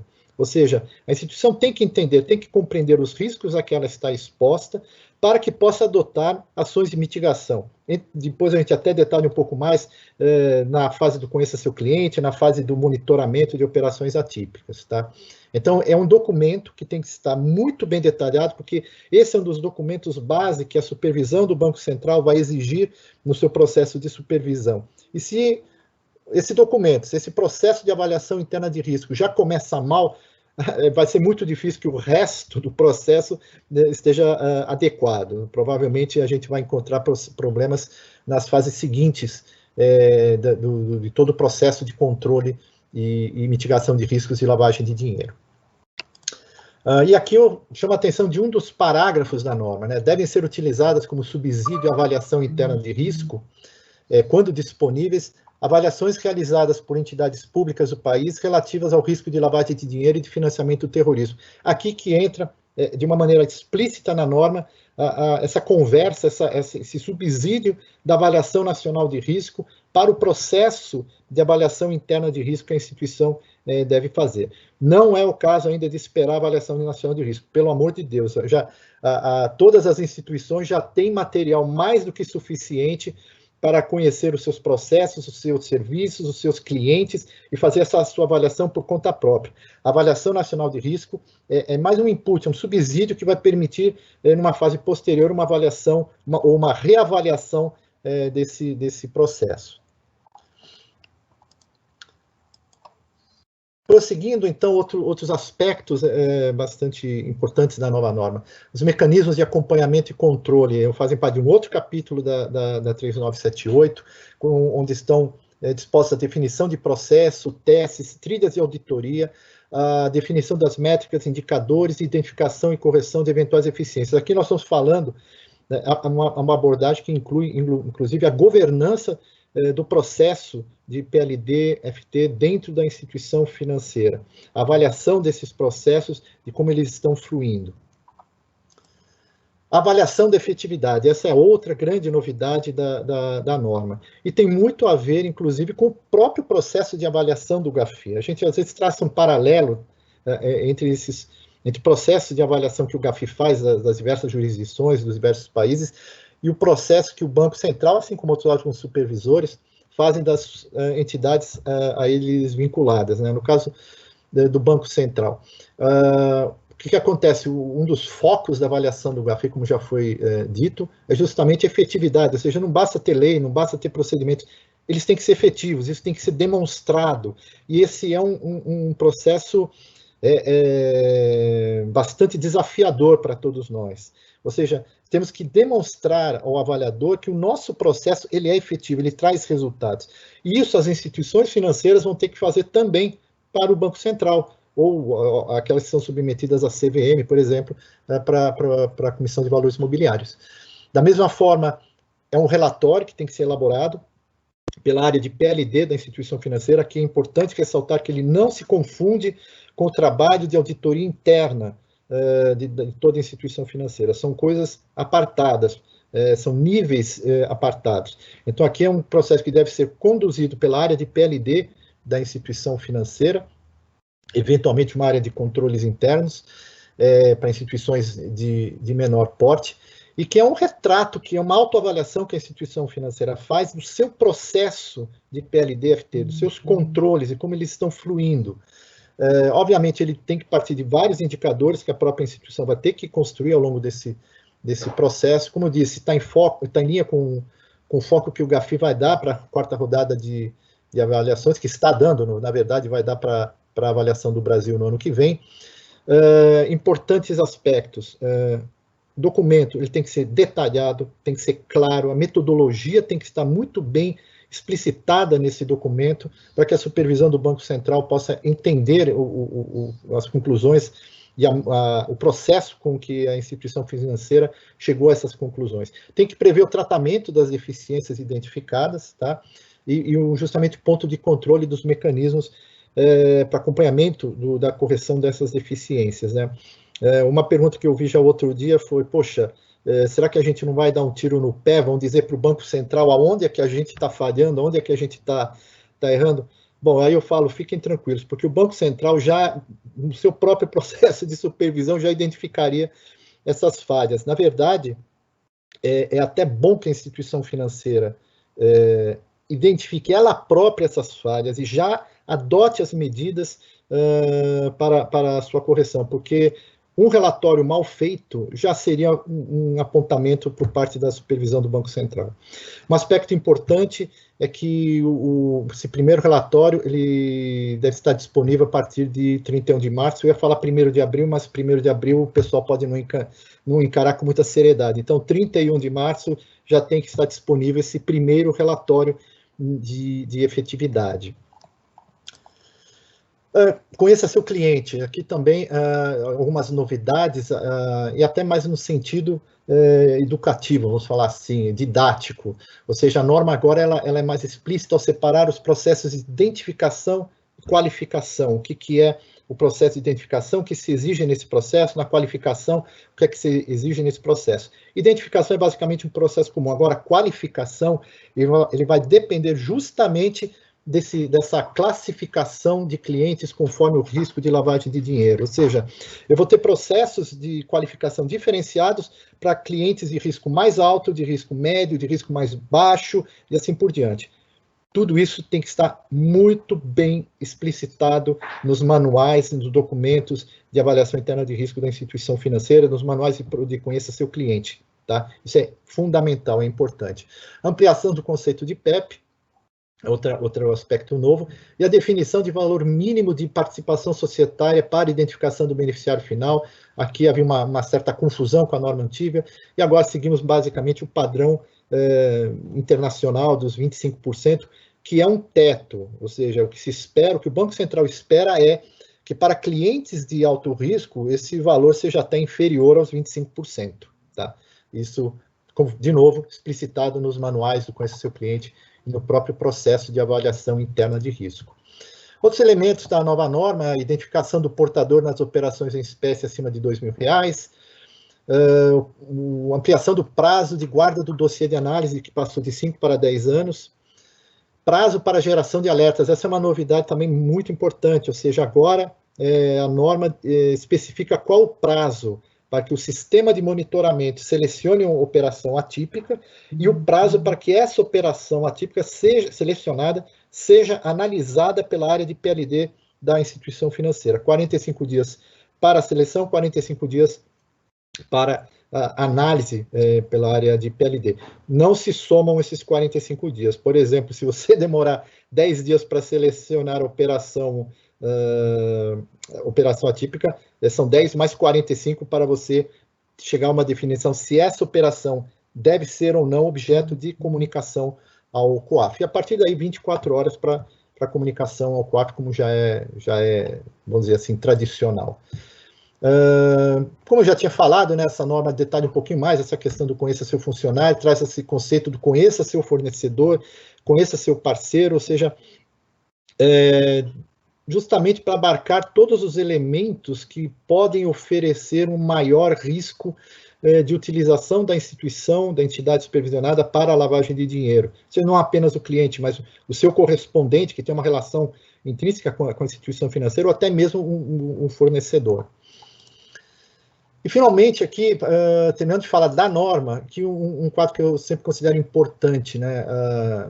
4 elementos fundamentais de todo esse processo, né? A avaliação interna de risco, a política de prevenção à lavagem de dinheiro, financiamento do terrorismo, que vão dizer, essas linhas gerais que vão orientar a elaboração dos manuais de procedimentos de conheça seu cliente e de monitoramento, seleção, análise e comunicação das operações atípicas, e todo esse processo objeto de uma avaliação de efetividade por parte da área de PLD, tá? Eu sempre brinco que falta uma seta aqui, que eu sempre esqueço de desenhar e eu nunca desenho. Deve ser a 18ª vez que eu me comprometo a corrigir esse slide, porque a avaliação de efetividade ela vai alimentar o processo de reavaliação interna de risco, de reavaliação da própria política de PLD-FT, mas principalmente de reavaliação dos seus manuais e procedimentos, que são um documento que desce mais ao detalhe do dia a dia das áreas envolvidas com a prevenção à lavagem de dinheiro e financiamento do terrorismo dentro da instituição financeira. Avaliação setorial de risco, vamos falar um pouquinho desse processo que ocorreu no Banco Central. Foi um processo que envolveu especialistas de diversas unidades do Banco Central, ou seja, não estamos falando apenas aqui da área de supervisão, no caso do Departamento de Supervisão de Conduta, mas também área de normas, da área de monitoramento do mercado, enfim, diversas áreas envolvidas, e que envolveu também a consulta ao mercado regulado.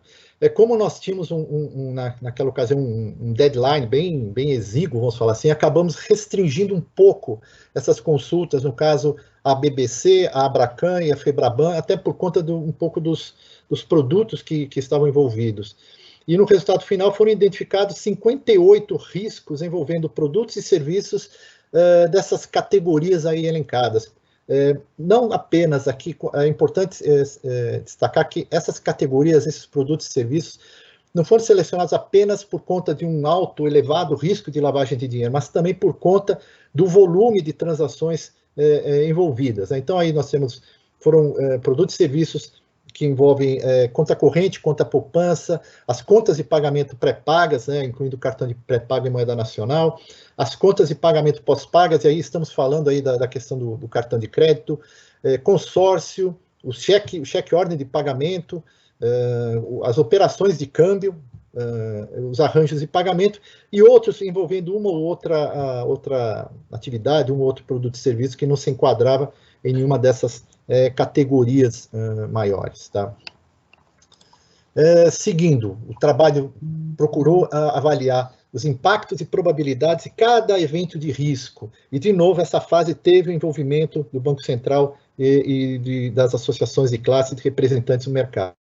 Nós procuramos mencionar o impacto em 3 vertentes, ou seja, cada um desses riscos foi avaliado com relação ao impacto reputacional e político, impacto econômico e financeiro, impacto social e de segurança pública, com pesos para esses impactos, em 4 níveis também, o grau de avaliação, e a dimensão da probabilidade também de nível 1 a nível 4, ou seja, de remoto a quase certo. E chegamos aí a no final, uma matriz, aqui é um exemplo, tá, de uma matriz bastante semelhante àquela que o Antônio Folgado apresentou, que é mais ou menos o modelo tradicional de impacto versus probabilidade, e com aquelas cores do verde para as situações de menor risco e de vermelho para aquelas situações de risco mais elevado. Essa avaliação setorial de risco, ela acabou sendo fundamental também para o trabalho, para a participação do Banco Central na avaliação nacional de risco. Ela serviu de subsídio para a contribuição do Banco Central nessa fase preliminar da avaliação nacional de risco. Vou dizer também que deu um pouquinho de expertise para os colegas do Banco Central não caírem, vou dizer assim, de paraquedas no trabalho que está sendo desenvolvido, ou seja, a gente já chega aí com uma base de conhecimento bastante forte para colaborar no grupo, né? E, por fim, falando um pouquinho, eu falei muito do lado da instituição financeira, falei da análise interna de risco que elas devem fazer, a avaliação setorial de risco. Como também falar aqui um pouco que o processo de avaliação setorial de risco é um processo bem mais simples quando a gente compara com a avaliação nacional de risco.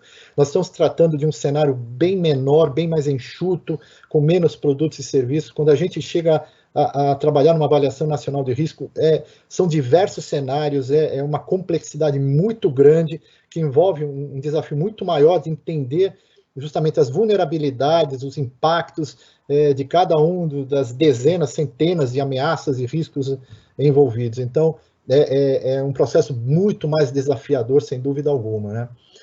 E agora, falando um pouquinho do lado do supervisor, a supervisão do Banco Central, ela também trabalha com uma abordagem baseada no risco. É natural, e na verdade não é nenhuma novidade. Assim como todos, nós também temos recursos limitados, e a gente tem que canalizar esses recursos justamente para os segmentos, para situações de maior risco. No caso, então, a gente costuma usar muito esse quadro, onde nós temos risco inerente versus uma percepção ou alguns indícios que temos de deficiências de controles.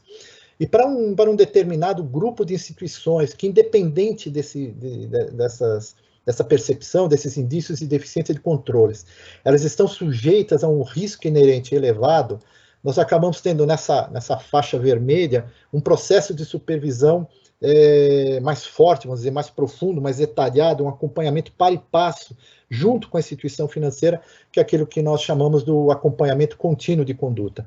É um grupo selecionado de instituições financeiras, obviamente aqui entram os grandes conglomerados bancários, por conta da grande quantidade de clientes, do portfólio de produtos e serviços que eles oferecem, bastante diversificado, mas também algumas instituições financeiras que trabalham com produtos e serviços de maior risco. Para os demais grupos, para as demais, aí, eu diria que são mais ou menos 20 e poucas instituições no acompanhamento contínuo de conduta, para as demais 1.500 instituições financeiras, o processo de inspeção remota rápida. É um processo que é todo ele desenvolvido de maneira remota, com base em um sistema desenvolvido no Banco Central, in-house, e se baseia basicamente no encaminhamento de uma requisição de informações e documentos. A instituição financeira nos remete as perguntas respondidas e documentos que respaldem cada uma dessas informações que ela forneceu. E isso é analisado por um inspetor. Só para vocês terem uma ideia, nós estamos fechando agora um primeiro ciclo de inspeções e já estamos quase perto aí de 600 inspeções que resultaram em mais de 7.000 apontamentos, que estão sendo, boa parte deles já tratados, já regularizados pelas instituições financeiras. Então, é um processo de extremo sucesso, porque permitiu a gente abarcar um grande universo de instituições, trazendo elas para patamares aceitáveis, adequados de cumprimento da norma de prevenção à lavagem de dinheiro e financiamento ao terrorismo. Mas só isso não basta.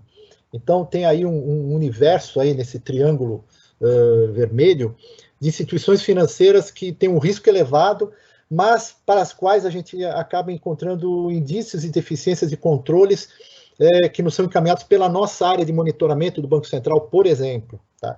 E para essas, eventualmente, nós também temos que fazer uma inspeção presencial, eventualmente, ou seja, uma inspeção focada em algum detalhe, algum elemento que nos foi apontado como indicador de deficiência de controle dessa instituição. E para outras que talvez a deficiência não seja tão relevante, mas ainda assim é importante e apresenta um risco inerente ainda elevado, a gente ainda pode fazer uma inspeção remota, ainda é uma inspeção off-site, remota, mas ela é mais focada, é mais profunda, ela detalha algum produto, algum serviço, algum tipo de cliente que essa instituição financeira tem. Então, esse basicamente é o processo de supervisão do Banco Central, o processo de abordagem baseada no risco. Nós temos aí nesse gráfico aquelas instituições sujeitas a um risco mais elevado, inspeções customizadas, representadas aí pelo acompanhamento contínuo de conduta, pela inspeção direta presencial, ou seja, com a participação de um inspetor na instituição financeira, lá no local. Claro, isso estamos falando de um ambiente pré-Covid-19, esperamos voltar logo a esse modelo em breve, né? Ou mesmo de uma inspeção, ainda que remota, mas mais detalhada, mais profunda. E as inspeções massificadas para aquelas instituições financeiras de menor risco. Bom, pessoal, o que eu tinha para falar e ficamos aí à disposição para eventuais perguntas, dúvidas, e mais uma vez agradeço aí aos colegas pela oportunidade de participar aqui desse evento. Obrigado, Juan. Muito boa seu detalhamento de como se faz um trabalho de supervisão baseado em risco, posso dizer assim, e explorando um pouco já obrigações previstas na nova norma, né? Eu acho que a curiosidade muito do mercado se dá em função de ser uma nova norma, e eu acho que é um aprendizado que todos faremos juntos, e é claro, a norma, né, tem que ser cumprida, mas é claro que esse tipo de iniciativa, essa possibilidade que tivemos aqui hoje, poder compartilhar um pouco procedimentos, compartilhar de uma forma onde a gente construa junto, né, as possibilidades e a ideia de se cumprir da melhor forma possível, né? Eu creio que o mercado fica muito satisfeito em saber que existe esse tipo de oportunidade para a gente poder trocar essas impressões. Tem muitas perguntas aqui, realmente o nosso tempo está bastante curto aqui, eu vou ter que selecionar algumas mesmo, porque senão a gente não consegue, senão ficaríamos aqui a noite inteira. E isso é um bom sinal, significa que as pessoas estão participando bastante, estão interessadas, e sabe que esse tema é um tema realmente muito complexo. Então, eu vou fazer na ordem que foram feitas as falas, e tem uma primeira pergunta para o Folgado. São várias perguntas em uma, Folgado. Eu vou tentar fazer de uma única forma, mas eu acho que você vai compreender a lógica. O colega pergunta que se no trabalho de coordenação feito na Avaliação Nacional de Riscos de Portugal, como que foram feitas as divisões de tarefas no sentido de incluir as informações que eram tratadas pelos setores público e pelo setor privado, se eram feitas mesas de discussão conjuntas ou se esse trabalho foi feito em separado. Essa é a primeira pergunta. A segunda pergunta diz respeito ao seguinte: sim, ao final, você disse que tem um documento que está publicado em relação ao que é possível ser publicado. Provavelmente vocês trabalharam com informações sensíveis. Então, como que, eventualmente, se há um relatório mais detalhado que contém informação sensível, se vocês têm algum tipo de política de divulgação, pelo menos entre os órgãos e as entidades que participaram desse processo, e se isso incluiria também o setor privado. E outro é se vocês fizeram ou têm feito eventos de capacitação e de discussão com os setores privados, especialmente nesse sentido, né, de orientá-los da melhor forma possível, quer seja por norma ou quer seja por eventos de capacitação, sobre como cumprir uma medida, como implementar uma boa política de avaliação de risco.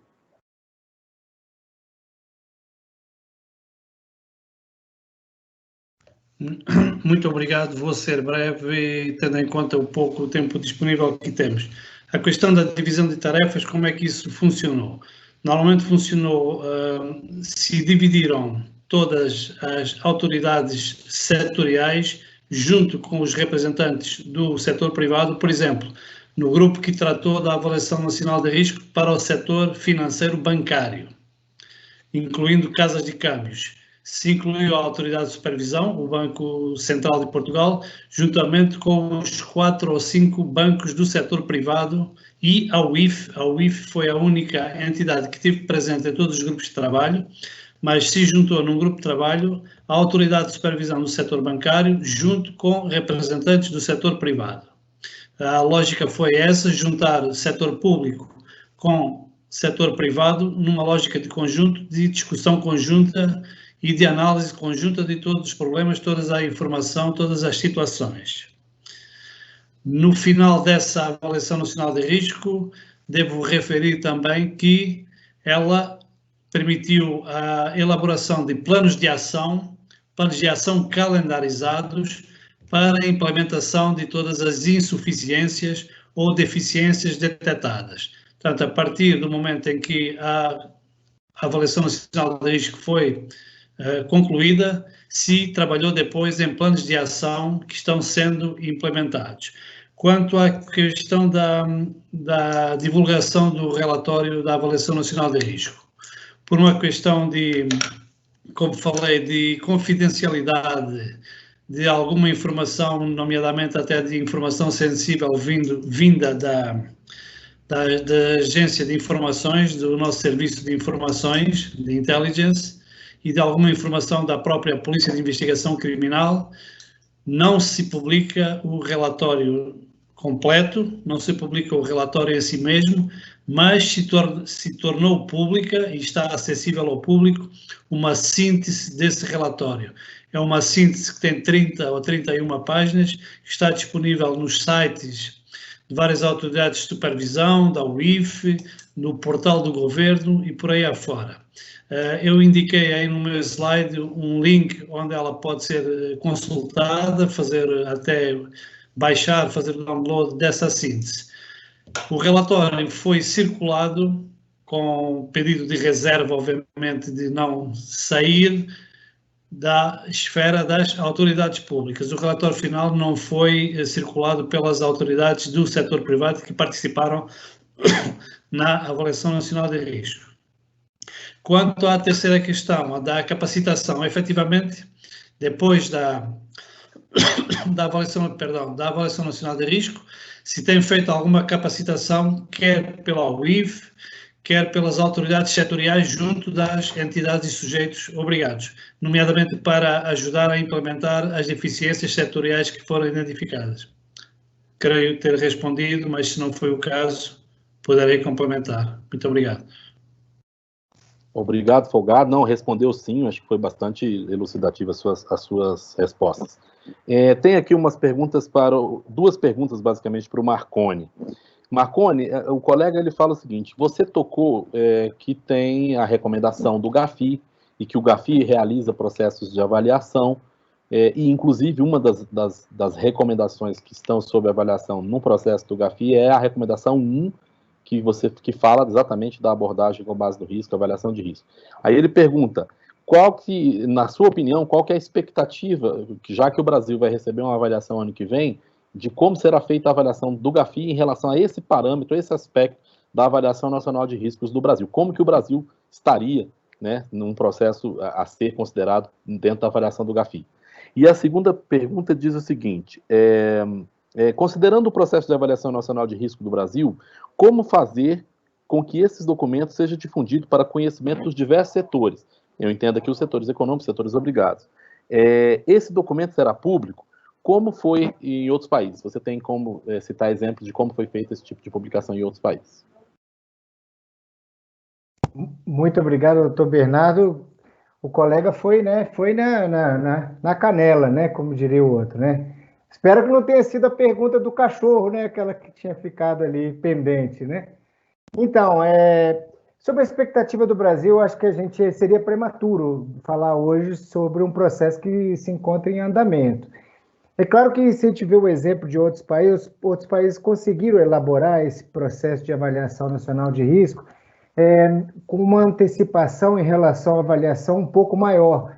Isso é útil justamente para que tem a ver com essa segunda pergunta da difusão, né? Então, esse processo de difusão poderia ser feito com maior detalhamento, justamente porque, inclusive, a própria mitigação, que é um dos elementos desse processo de avaliação nacional de risco, poderia estar numa etapa mais avançada. Mas não vamos pegar a parte ruim, não, o copo meio vazio, não, né? Tem um lado muito positivo, é que a gente está fazendo esse exercício agora e que, obviamente, com o esforço de todas as entidades, esperamos em finalizá-lo antes de começar o processo de avaliação, que eu acho que isso que é fundamental. O Brasil não poderia participar desse processo de avaliação sem a avaliação nacional de risco. Isso não vai acontecer. Então, eu acho que a gente tem que pegar essa parte positiva de ter uma avaliação em curso e a seriedade com que tanto os aspectos metodológicos como a participação das entidades, né, como as entidades têm tomado esse processo, né? O que a gente falou do compromisso político que estamos vendo em todas as esferas de governo e especialmente naquelas que estão, né, que estão ali nominadas no decreto, né, que seria o Banco Central, o COAF e o Ministério da Justiça, e com a possibilidade justamente de obter informação por parte de todas as entidades, tanto públicas quanto privadas. Então, eu iria para a parte positiva desse trabalho, né, que é justamente, e uma vez sempre aproveitamos, né, para agradecer as informações que já foram prestadas pelos órgãos públicos e privados e incitá-los a continuar participando nesse processo, já que ainda faltam algumas etapas para que possamos culminar. Em relação à segunda pergunta, né, em relação a como fazer que esse documento seja difundido, né, o doutor Folgado deu uma ideia ali que tem a ver justamente com o que a gente viu internacionalmente sendo realizado.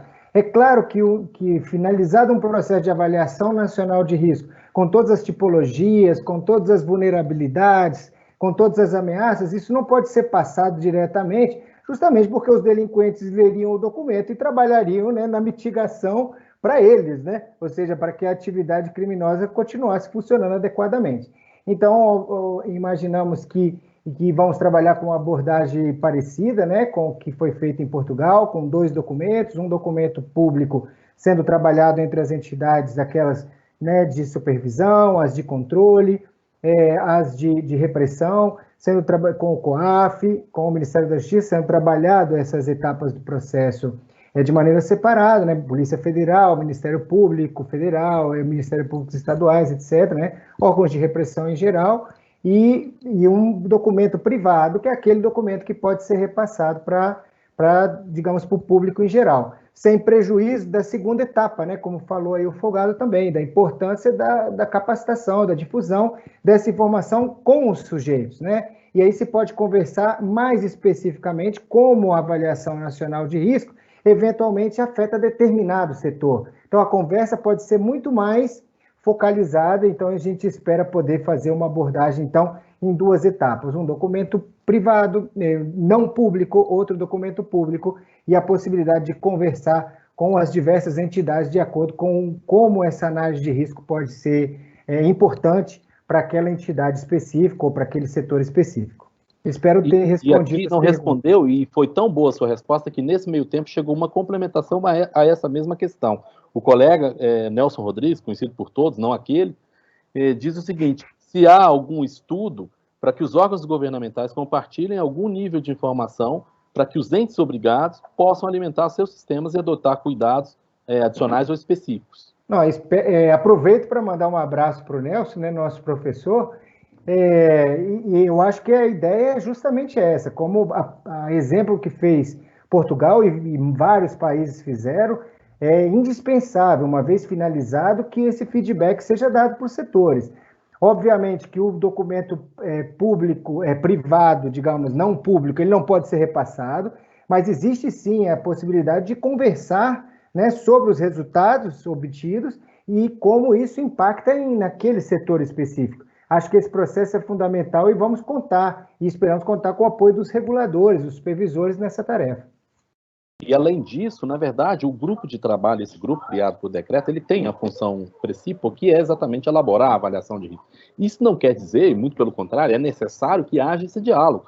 Então, quando a gente pensa em estudo, eu posso imaginar também que diálogos como esse e outros que virão, servirão também para balizar um pouco, para calibrar um pouco a questão.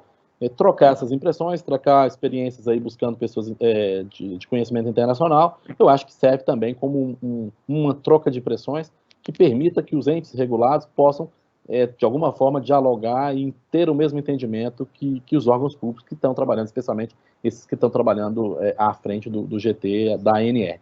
Perfeito, Bernardo. Se você me permite só uma colocação, ao tempo em que aproveito para agradecer e uma vez mais a participação, já que deve ser minha última intervenção, mas a importância... Ainda não era não, mas tudo bem. Eu te pediria então segurar um pouquinho, deixa eu só completar as perguntas e já volto a você. Perfeito, então. Aqui então agora para a gente fechar o ciclo, eu vou fazer umas perguntas ao Juan. O Juan, ele fez uma apresentação tão boa e ele deu uma explorada tão boa na nova norma que as perguntas, no meu entendimento aqui, elas versam basicamente sobre obrigações, sobre parâmetros que estão descritos na norma. Aí eu vou fazendo as três, Juan, são três bem diferentes, e aí você tenta, de alguma forma, eu acho que dá para responder tranquilamente no mesmo pacote.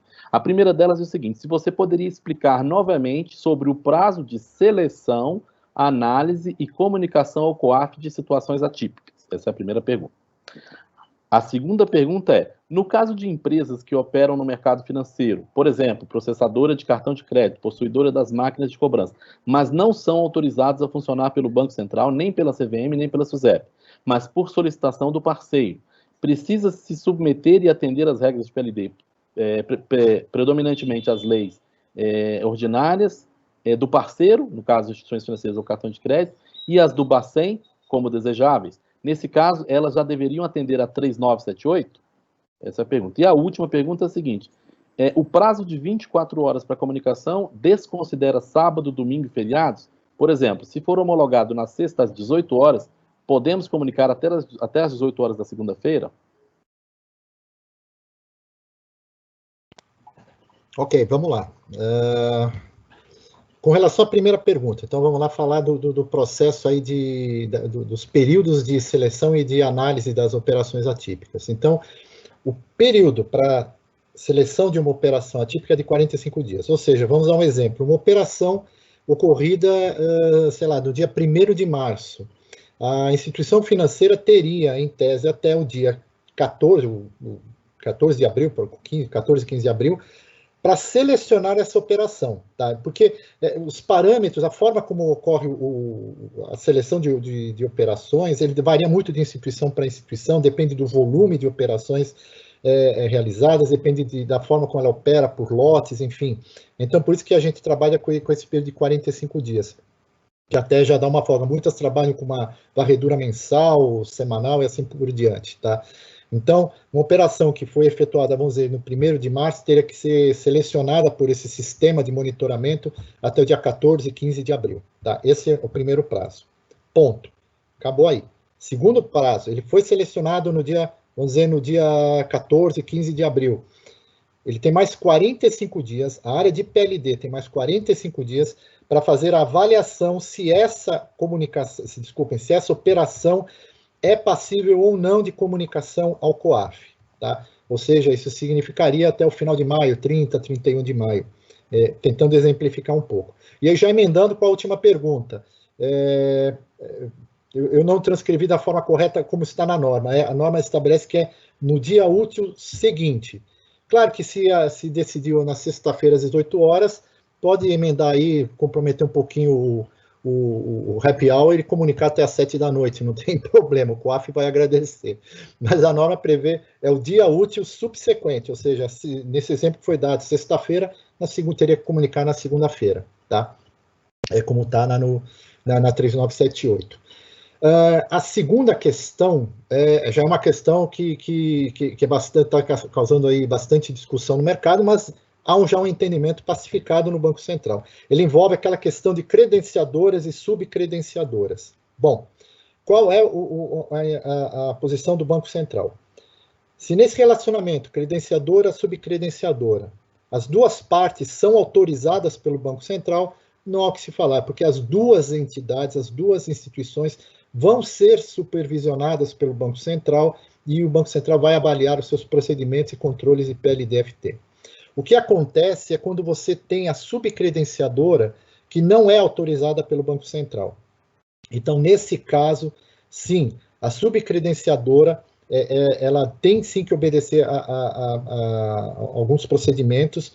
A credenciadora, na verdade, ela vai se responsabilizar por avaliar os procedimentos e controles de PLD dessa subcredenciadora, e a subcredenciadora, por seu lado, ela tem que comunicar, tem que informar a credenciadora as operações, identificando nome, CPF, valor e data da operação. Tá? Esse é o entendimento pacificado no Banco Central a respeito desse assunto. Muito bom, Juan, acho que extremamente esclarecedor. Bom, estamos caminhando então para o final de mais essa webinar, então eu gostaria agora, novamente, passo a palavra ao Dr. Antônio Folgado para as suas considerações finais. Não tenho muito a acrescentar, creio que foi um webinar muito bem conseguido, com boa informação compartilhada e as reações e as muitas questões que foram colocadas e outras muitas creio que ficaram por colocar representam bem a importância do tema, a preocupação e também o interesse que as pessoas, os profissionais desta área têm nessa matéria da questão das avaliações nacional de risco. É um trabalho que penso que as autoridades setoriais no Brasil e o próprio COAF vão seguir acompanhando na prestação de toda a informação a todas aquelas entidades e sujeitos obrigados que demandarem por essa informação. Pelo meu lado, agradecer também o convite e manifestar, como sempre, a minha disponibilidade para participar e prestar todo o tipo de informação que for necessária, mesmo por escrito, depois deste webinar. Muito obrigado.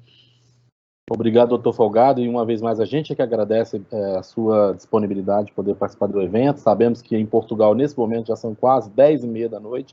Isso demonstra o seu profissionalismo e seu interesse em colaborar com o país irmão. Marconi, suas considerações finais. Obrigado, Bernardo, e assim, em primeiro lugar, dizer que foi uma honra poder participar e sempre nos colocamos à disposição, uma honra e um prazer também escutar os amigos e o profissionalismo, como você disse, doutor Folgado, às 10h30 da noite, está aí ainda nos brindando informação, e é sempre um prazer escutar o doutor Juan, que é o meu companheiro lá de todas as quintas-feiras lá na Avaliação Nacional de Risco, em que a gente tem quebrado a cabeça lá. Quero deixar a mensagem de que o trabalho está sendo feito com a máxima seriedade, com o empenho de várias instituições. Quero aproveitar a oportunidade para agradecer todo o grupo técnico que tem feito um trabalho realmente muito, muito, muito importante e que na verdade, nós estamos assim, nós somos aqueles que participamos ali como titulares, mas quem realmente ali está tocando o dia a dia, quem está enviando e recebendo toda a informação de todos os órgãos são eles, então quero fazer um especial agradecimento para o grupo técnico. E, por fim, dizer que a Avaliação Nacional de Risco não vai pertencer ao grupo de trabalho de avaliação de risco. É um trabalho que é colaborativo e que o objetivo é para todos também, né? Como a gente já conversou várias vezes, a avaliação ela não vai se centrar exclusivamente sobre o papel do COAF, ou o papel do Banco Central, ou o papel do Ministério da Justiça. Quem vai ser avaliado vai ser o Brasil e em todos os seus aspectos preventivos e coercitivos, e a Avaliação Nacional de Risco é um insumo necessário, indispensável para esse processo, e a gente quer deixar isso claro do nosso compromisso em fazer esse trabalho com o máximo carinho e empenho. Obrigado uma vez mais, doutor Bernardo, e fico à disposição para que possam participar em outras oportunidades. Nós é que agradecemos o Marconi. O Marconi é um especialista internacional, tem uma vasta carreira em organismos internacionais e organismos que tratam dessa questão de avaliação, né? Ele esteve à frente do GAFILAT, então ele conhece como ninguém essas recomendações. É sempre muito bom poder aproveitar do conhecimento dele nesse tipo de evento. Juan, suas considerações finais. Então vamos lá. Em primeiro lugar, faço minhas as palavras do Marconi. Eu agradeço a participação nesse evento. Acho que todo evento que permite disseminar aí a cultura de prevenção à lavagem de dinheiro e do financiamento do terrorismo é importantíssimo, tá?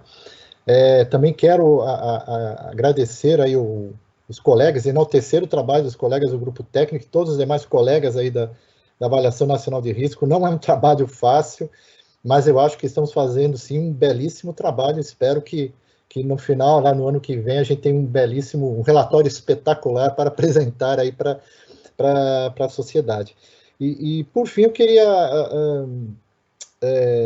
reforçar um aspecto importante. Eu acho que, quando a gente fala das instituições financeiras, acho que todas elas têm um papel importantíssimo nesse processo de prevenção à lavagem de dinheiro e financiamento do terrorismo.